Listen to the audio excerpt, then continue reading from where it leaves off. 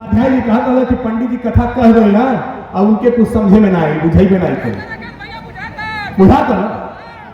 संकल्प लीजिए माताएं मेरे सामने कि हम अपने बच्चों को पढ़ाएंगे और ये माओ के संकल्प से होगा।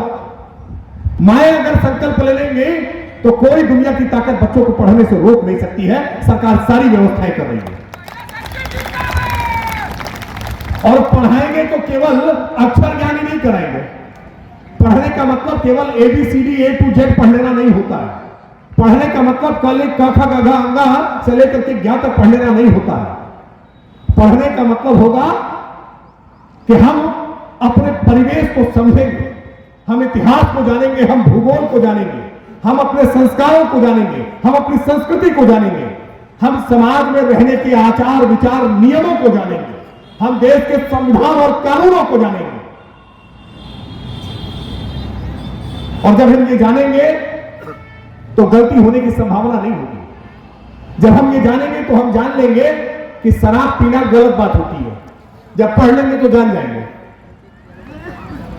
तो केवल किताब पढ़ेंगे तो नहीं जानेंगे, आचार विचार नियम जब पढ़ेंगे, समाज जीवन जब समझेंगे तो शराब पीने के नुकसान क्या है ये भी हम समझेंगे। तो मैं माताओं बहनों से जरूर आग्रह करूंगा कि अपनी पीढ़ी के आने वाले जो बच्चे हैं हमारे, हम इनको जरूर सिखाने और समझाने का काम करें कि बच्चों पढ़ो, पढ़ो और अपने आप को गढ़ो। वैसे भी ये मऊ जनपद जो है इस मामले में अद्भुत है। नाम सबसे छोटा है। उत्तर प्रदेश के सारे जिलों की सूची देखिए तो 2 अक्षर का केवल मऊ। देखने में बहुत छोटा, लेकिन देखने में छोटा लगे घाव करे गंभीर। नजदीक पहुंचिए तो पता चल जाता है मऊ मऊनाथ भंजन है, ये सबसे बड़ा है। और राजनीतिक तौर पर आज जब मैं मऊ की धरती पर हूं तो मैं स्वर्गीय कल्पना साय जी को भी याद करूंगा। अभी चर्चा कर रहे थे कि मेडिकल के फील्ड में बहुत मऊ अग्रणी है। बलिया के लोग, गाजीपुर के लोग, आजमगढ़ के लोग इलाज करावे खातिर मऊ चली आवे।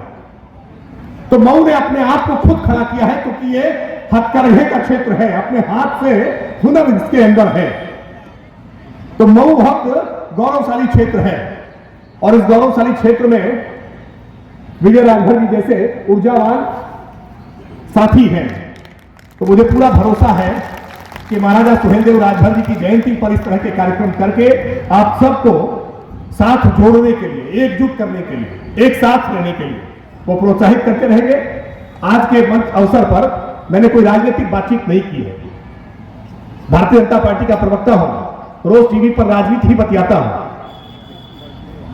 आज राजनीति की बात नहीं की है कि के जितावे के बाद के हरावे। मुल्कीपुर में चुनाव हो रहा है, बगल में अयोध्या में, दिल्ली में भी चुनाव चल रहा है। हर चुनाव का कोनो वोट मांगे खातिर नहीं आई बनी। आज कहूं ना कि आई बनी कि हाई पार्टी अच्छा बा, हो पार्टी खराब है, लेकिन आप सबको जरूर तय करते रहना। रामचरितमानस में प्रसंग आता है कि कौन रथ होए हमें कहानी। मंथरा कहते ना राजा कोई बन जाए हमें क्या फर्क पड़ता है। नहीं, फर्क पड़ता है। राजा कौन होगा, सत्ता किसकी होगी, दल कौन सा होगा, विचार क्या होंगे, उनके कार्यक्रम क्या होंगे, उनकी नीतियां क्या होंगी, उनकी योजनाएं क्या होंगी, इन सब बातों का विचार करना आवश्यक है। और कैसे करेंगे विचार? जब एकजुट होंगे, जब सामूहिक होंगे, जब चर्चा करेंगे, जब इसको समझेंगे, जब पढ़ेंगे, जब इसको गढ़ेंगे, तब आप इस बारे में विचार कर पाएंगे। तो मैं आप सबको आह्वान करूंगा कि आप सब पढ़िए और मैं कालीचरण जी की बात में अपनी आवाज जोड़ूंगा कि सब पढ़ेंगे तो बढ़ेंगे। तो सब मिलकर के पढ़िए, महाराजा सुहेलदेव को पढ़िए, उनको अपने जीवन में धारण करने की कोशिश करिए कि कैसे महाराजा सुहेलदेव ने उस पाजी को, गाजी को नहीं, उस पाजी को कैसे पराजित किया था। और सर विलियम हेनरी ने 19वीं शताब्दी में लिखा, अंग्रेज लेखक है, वो लिखते हैं कि मेरे बड़ा आश्चर्य है कि कैसा लुटेरा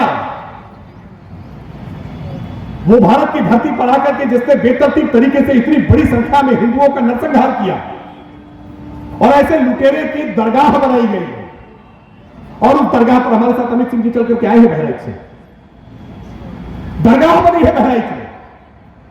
और दरगाह पे गाजी मियां का मेला लगता है और उस मेले में सर्वाधिक हिंदू जाते हैं चादर चढ़ाने के लिए। ये दुर्भाग्य है। क्यों? क्योंकि हमने जाना ही नहीं, हम जान ही नहीं पाए कि हमारी माताओं बहनों के साथ, हमारे पूर्वजों के साथ किसने अन्याय किया था, किसने अत्याचार किया था। अज्ञानता में जाकर के हम भी चादर चढ़ा रहे थे कि गाजी मियां की मजार पर चलेंगे, चादर चढ़ाएंगे तो शायद हमने लड़का हो जाएगी। गाजी मियां के मजारे पर जाइए और अगरबत्ती देखेबे तक के जाने हम लोग घर में खुशहाली आ जाएगी। अज्ञानता में हुआ। इसलिए आप सबको ज्ञानवान हो जाना जरूरी है कि किसी गाजी मियां की दरगाह पर जाकर के चादर नहीं चढ़ाना है। ये गाजी मियां जैसे लोगों ने हमको आज पिछड़ा, दलित, कमजोर, गरीब होने पर मजबूर किया था। इसलिए किसी गाजी मियां की मजार पर मेला लगाने हमें नहीं जाना है। मुझे लगता है कि आज के इस अवसर पर यही संकल्प लेने की आवश्यकता है। मैं जानता हूं आप सब लोग काफी देर से बैठे हुए हैं, इसलिए अब बिना कोई लंबी भूमिका रखते हुए मैं इतनी बात कह करके अपना स्थान लेता हूं। आप सबसे एक बार जोर से आह्वान करता हूं, क्योंकि 500 वर्षों के बाद इस देश में हमने अपना प्रभु राम लला का मंदिर स्थापित कर लिया है, उसमें प्राण प्रतिष्ठा कर दी है, जिसका 1 वर्ष पूरा हो गया है। तो एक साथ मेरे साथ बोलिए, जय श्री राम, जय श्री राम, जय श्री राम। भारत माता की। महाराजा सुहेलदेव अमर रहे, महाराजा सुहेलदेव अमर रहे, महाराजा सुहेलदेव अमर रहे। बहुत बहुत धन्यवाद।